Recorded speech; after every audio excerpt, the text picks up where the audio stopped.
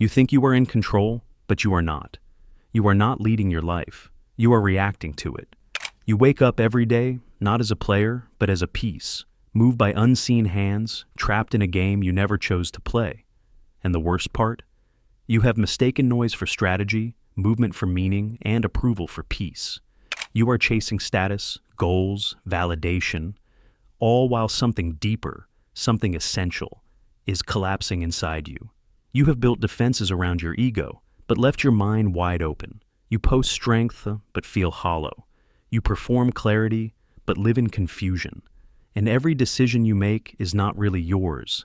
It's just a desperate attempt to be someone you are not sure you even want to be. You think the world is attacking you? Number, the real enemy, is within. It whispers, it doubts, it sabotages. And if you don't silence it, it wins. This is not just motivation, this is war. A war between the version of you that survives and the version of you that's slowly dying, trying to be admired. So the question is not, how do you win? The real question is, what are you willing to protect, even if it costs you everything else? Because if you don't protect your king, the game ends, not with a bang, but with a silent surrender you won't even recognize until it's too late. Most people believe they are in control of their lives, making choices, building dreams, living with purpose. But Carl Jung saw something else. He believed that many of us are not truly living. We are reacting to pain we never faced, reacting to wounds buried so deep, we have forgotten they exist. Jung did not study the mind like a scientist studies a machine. He entered it like a mythological labyrinth, a dark and twisted maze of archetypes, shadows, and forgotten selves. And what he discovered was both revolutionary and terrifying. He found that inside every person lives a hidden force, a king, the part of us meant to rule over our lives with clarity, courage, and consciousness. But for most people, that king is dead, killed by fear, by shame, by a society that punishes individuality and rewards conformity. We think we are free, but most of us are puppets, pulled by strings we can't see, playing roles we did not choose, haunted by voices from our past that still live inside our heads. Jung called this the unconscious. But it's not just some abstract concept. It's real, it's alive, and it's running your life whether you know it or not. This video is not just about Jung's theories. It's about you. It's about the war going on inside your mind, between the part of you that wants to rise and the part that wants to hide, between your inner king and the assassin you don't even know exists. So let's go there, into the depths of the psyche, into the myths, the dreams, and the darkness. Because until you face what's inside you, you will never know who you truly are. And worse, you may never realize that the enemy you have been fighting all along has been you. Imagine a man. From the outside, he has it all: intelligence, wealth, charisma. In business, he never fails. Every goal he sets, he conquers. Every deal he touches turns to gold. People admire him. Some even envy him. But there's one battlefield where he always loses: love. No matter how hard he tries, his relationships collapse. He chooses the wrong partners. He self-sabotages. He withdraws when things get close. And deep down, though he may never say it out loud, he wonders, what's wrong with me? Carl Jung would have had an answer, a dark one. This man is not failing because he's unlucky or broken. He's failing because a part of him does not want to win. A hidden force within him fears intimacy. Perhaps it was a distant mother, a betrayal from the past, or years of learning that vulnerability equals weakness. Whatever the cause, the effect is clear. His subconscious mind has decided that closeness is dangerous, and so it sabotages every attempt at connection, quietly, invisibly, but with devastating precision. This is the illusion of control. We tell ourselves we're making choices, living rationally, acting in our own best interest. But often, we are puppets of our past. Scripts written in childhood still direct our actions. Emotional programs we never chose now run the show. We think we are driving the car, but the unconscious holds the wheel. Jung believed that unless we become conscious of these inner forces, we will be possessed by them. Like a man haunted by a ghost he refuses to see. We will keep repeating the same patterns, making the same mistakes, attracting the same chaos, and calling it fate. And this does not just apply to love. Think of the perfectionist who burns out, because deep down, she believes she's never enough, or the aggressive leader who pushes everyone away, because inside, he's terrified of being seen as weak, or the silent artist who never shares her work, because a buried voice whispers, "You will be rejected." Each of these lives seems different, but underneath, they are the same story, people at war with themselves and losing. Jung once said, "Until you make the unconscious conscious, it will direct your life and you will call it fate." Most people never realize this. They live their entire lives ruled by shadows, blaming others, blaming luck, blaming the world, never knowing that the prison is inside them. But the man who sees the illusion, who understands that his life is being shaped not by what he wants, but by what he fears, that man has taken the first step toward freedom, because you cannot conquer what you refuse to face, and you cannot rule until the inner king awakens. He was a good man, at least that's what everyone said. He was polite, soft-spoken, generous. He never raised his voice, never drank, never cheated, a textbook moral man, the kind of person society praises and secretly uses to measure others. But then one day, he snapped. No one saw it coming. A small argument at work turned into a violent explosion. A coworker insulted him, and something inside him broke loose. He did not just shout. He did not just threaten. He grabbed a chair and smashed the window behind her. The police were called. The company was shaken. And he, trembling, looked in the mirror and said, "I don't know who that was." Carl Jung would have said, "Yes, you do. You just spent your whole life pretending you did not." That terrifying outburst was not a random loss of control. It was the eruption of something buried, something long denied, suppressed, and shamed into silence. Jung called it the shadow. The shadow is not evil. It's simply everything you refuse to see in yourself. Your rage, your envy, your lust, your insecurity, your cruelty. And it grows stronger the more you deny it. Society teaches us early on, be good, and so we obey. We wear masks, we learn to smile when we are angry, we hide our desires, we swallow our pain, and every time we do, another part of us gets exiled into the unconscious. Another piece of our soul goes dark. But here's the twist. The shadow does not disappear. It waits. It waits for a moment of weakness, a crack in the armor, a trigger that hits too close. And when it sees its chance, it does not just whisper. It roars. Jung said, "The brighter the light, the darker the shadow." And that's what made this discovery so dangerous, because it meant the people we call the best, the kindest, the calmest, the most virtuous, may also be the most at risk. Not because they are secretly evil, but because they have buried their darkness so deep that when it comes out, it explodes. Take the man from our story. He believed he was moral, but it was a morality of performance, not integration. He did not own his anger, he denied it. And in doing so, he gave it power. Because whatever we refuse to confront controls us from the dark. This is the terrifying truth Jung uncovered. Your shadow is you, unclaimed. It's the child who was never allowed to scream, the teenager who felt ashamed of their desires, the adult who still hears, "You're not good enough," in the back of their mind. It's every part of you that didn't fit the image, so you threw it into the dungeon, and that dungeon has no lock. If you don't open it willingly, one day it will burst open on its own. That's why Jung did not want people to just be good. He wanted them to be whole. He believed the goal of life was not perfection, it was integration, to bring the shadow into the light, to look your darkest self in the eye and say, "You are part of me, I see you, and I won't run anymore." Because only then can you stop pretending.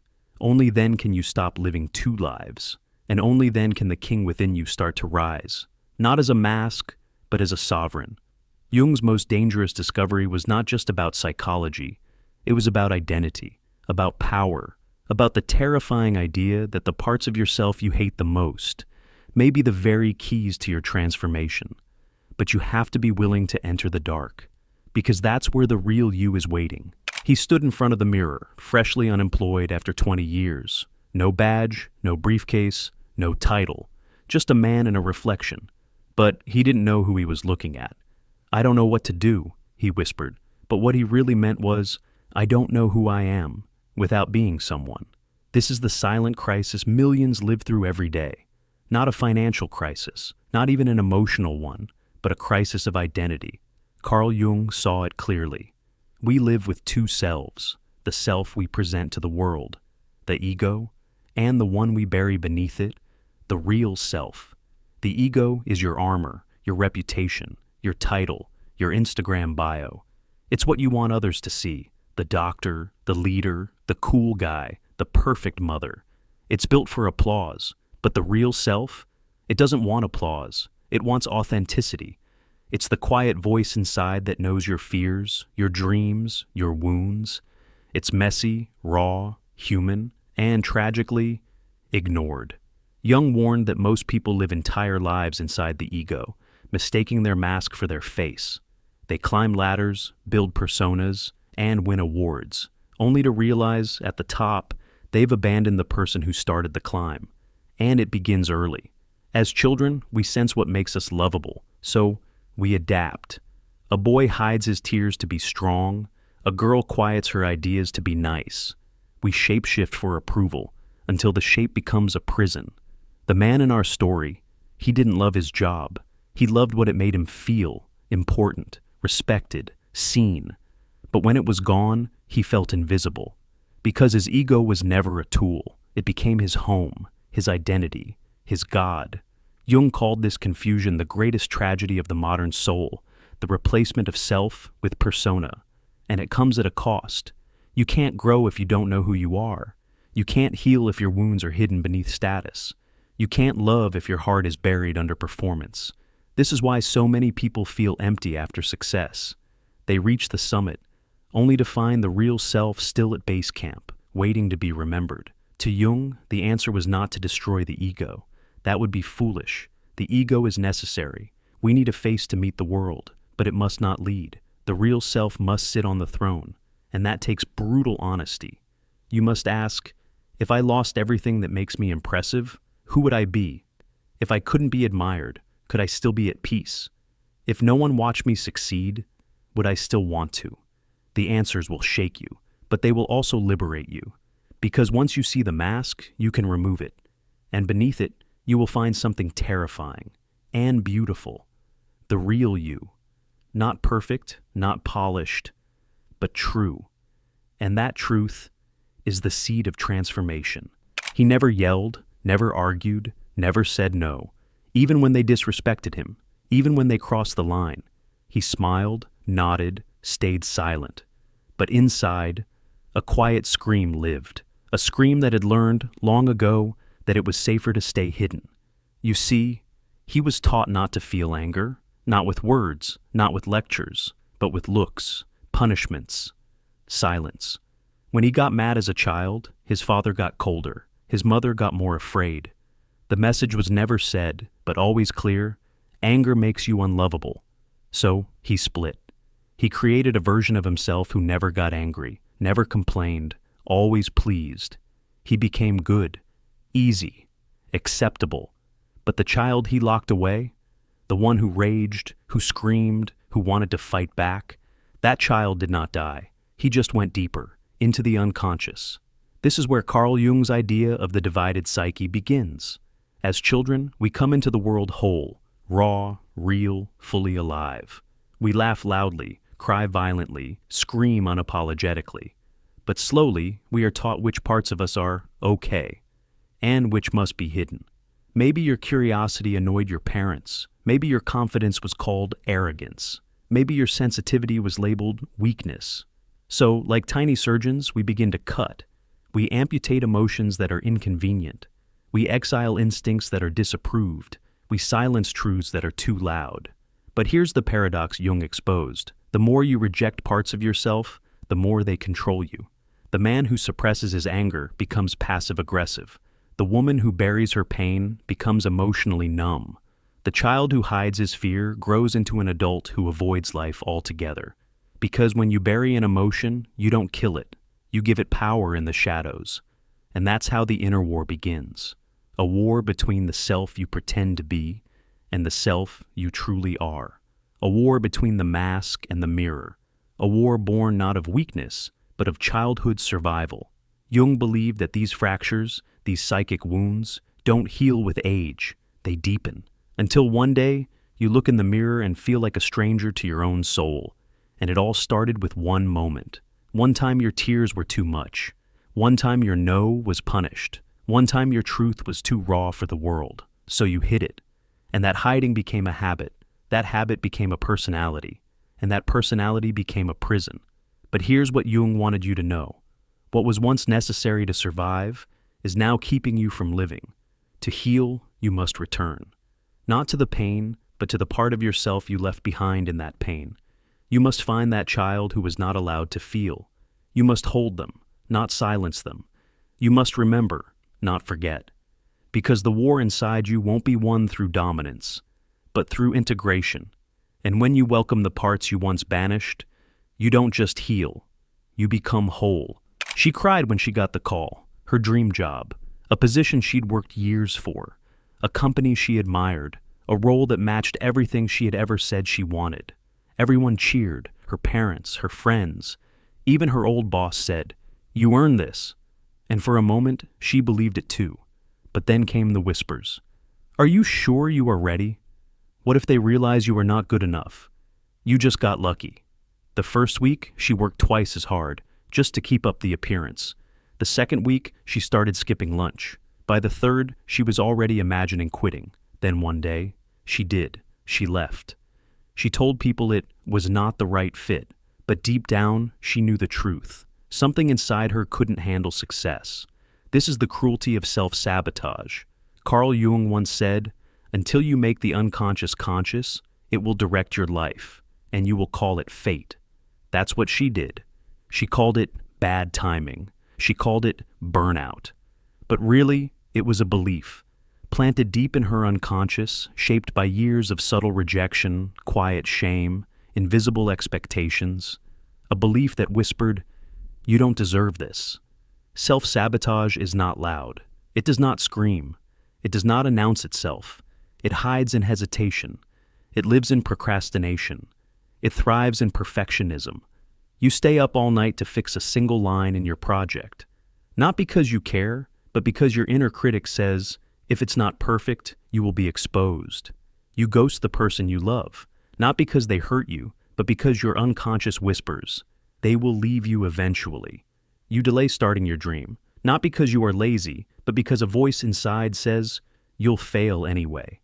And the worst part, you think it's you, that you are just weak, that you lack discipline, that you are unlucky. But behind it all is a deeper wound, a childhood where praise was conditional, where love had to be earned, where achievement was never enough. So you grew up believing that joy comes with a catch, that success is suspicious, that happiness is temporary.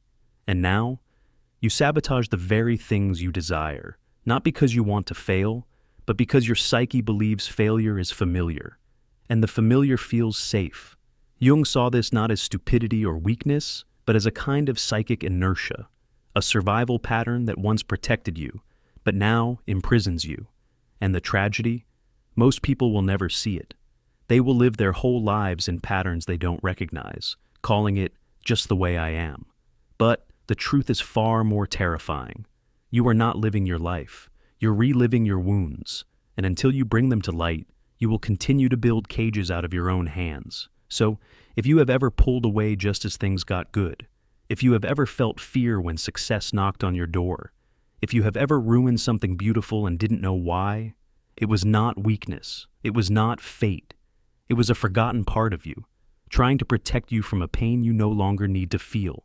In ancient myth, Hercules faced a monster so terrifying it defied logic, the hydra, a serpent with many heads. Strike one down, and two more rose in its place. It was not just a beast, it was a metaphor for something much darker. Repression. In Jungian psychology, repression is not forgetting, it's burying.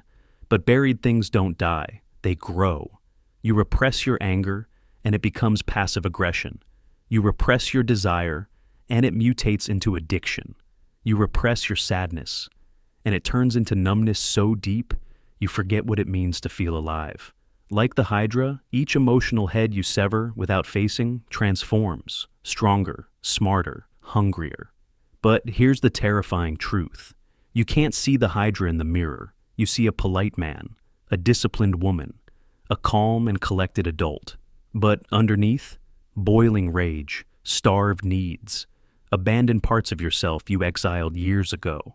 And every time you tell yourself, I'm fine, it's not a big deal. I'm over it. You're feeding the hydra. Jung warned us of this. He called it the shadow, the repressed self, the parts of you refuse to acknowledge. And the more you ignore them, the more power they gain. Until one day, the beast rises. It looks like a breakdown, a public outburst, a betrayal you swore you'd never commit, a sudden collapse of everything you've built. But it was not sudden. It was growing all along, in silence, in darkness, in the empty corners of your soul where the light never touched. This is the danger of repression. You think you're hiding the pain, but you're only giving it time to evolve. The warrior who ignores his fear becomes reckless. The lover who hides her wounds becomes cold. The leader who suppresses his weakness becomes a tyrant. The more you deny your darkness, the more it shapes your fate. Because what you ignore does not vanish. It waits. And one day, it comes for you, not as a whisper, but as a storm. So ask yourself, what parts of me have I locked away? What truths do I refuse to feel? What emotion have I cut off, thinking I'd killed it, only to find it stronger than before? The hydra is not defeated by force. It's defeated by awareness, not by killing your emotions, but by facing them. And until you do, your greatest enemy won't come from the outside. It will come from within. For most of his life, he feared his anger. It made him feel out of control, made others uncomfortable. It reminded him of his father, the shouting, the slamming doors, the fear. So, he did what most people do. He buried it. He smiled when he was furious, laughed when he wanted to scream, apologized when he should have pushed back. To everyone around him, he was the nice guy, easygoing, patient, always calm. But inside, he was cracking. Because the truth is, when you reject a part of yourself, even the ugly part, you don't eliminate it, you only exile it. Carl Jung called this process integration, the act of reclaiming the shadow, of making peace with the parts you've disowned, not to indulge them, not to let them rule you, but to understand them and transform them. One day, this man, now in his 30s, was pushed too far. His boss humiliated him in a meeting. Something inside snapped, but instead of exploding, he did something unfamiliar. He listened to his anger. He went home and sat with it, felt the fire in his chest, the memories of childhood injustice, the moments he'd been walked over, silenced, minimized. And for the first time, he didn't tell himself, calm down. He said, what are you trying to tell me? His anger answered, you need to protect yourself. You need to set boundaries. You need to stop being a doormat. It was not rage. It was wisdom, raw, unrefined, but real. That was the beginning. He started saying no without guilt. He stopped apologizing for existing. He confronted conflict, not with violence, but with presence. His life didn't become perfect, but it became real. Because integration is not about perfection. It's about wholeness. You are not just your kindness, not just your achievements, not just the mask you wear in public. You are also your pain, your rage, your jealousy, your shame, and every part of you that you've tried to bury is still part of you. Jung believed the journey to becoming fully human requires one thing above all, to face the shadow and integrate it. When you do, your darkness no longer controls you from the basement. It walks beside you, as an ally. Anger becomes boundary setting. Fear becomes caution. Sadness becomes empathy. Even envy becomes ambition. But only if you are willing to see the truth. You cannot heal by rejecting parts of yourself. You heal by embracing them and transforming them into something higher. That man who hated his anger, he did not become angrier. He became stronger, more honest, more whole. And maybe so can you. This war is not out there. It's not against your parents, not against society, not even against your past. It's within you. And the truth is, no one can win it for you. Not your therapist, not your partner, not the videos you binge when you feel lost. People can guide you, books can awaken you, ideas can shake you to your core. But in the end, the choice is yours. Will you keep running, keep blaming, keep pretending the pain doesn't exist? Or will you finally stop, turn inward, and face the enemy that has always lived in your own reflection? Carl Jung once wrote, "He who looks outside dreams. He who looks inside awakens." That awakening is not peaceful, it's violent, it's ugly. It feels like death, the death of who you thought you were. But something else is born in that fire, the hero, the part of you that's been waiting to rise, the part that does not want comfort. It wants truth. That does not seek safety. It seeks wholeness. And to become whole, you will have to confront what you fear most, your shadow, your rage, your shame, your trauma, your guilt, your own reflection. This is not a movie. There is no savior coming, no final battle with an external villain. This war is silent, internal, and deeply, unavoidably personal. But here's the final truth. If you lose this war, no one will know. Because you will smile, you will function, you will exist, but you won't live. And if you win, no one may notice either, but you'll walk differently. You will speak from your soul, and you will look in the mirror and know the king inside you is no longer dead. He's reborn. If this video made you uncomfortable, good. That means something inside you moved, woke up. But don't let that awakening die here, because awareness is just the first step. Integration is the real work, and that journey, it's not for the faint of heart. It's for those willing to face their own chaos and rise. If you're one of them, subscribe, because this channel isn't just content, it's a mirror, and every week we go deeper. Drop a comment below. What part of you are you still hiding from? I will be in the replies. Until next time, keep facing the dark. That's where the real light lives.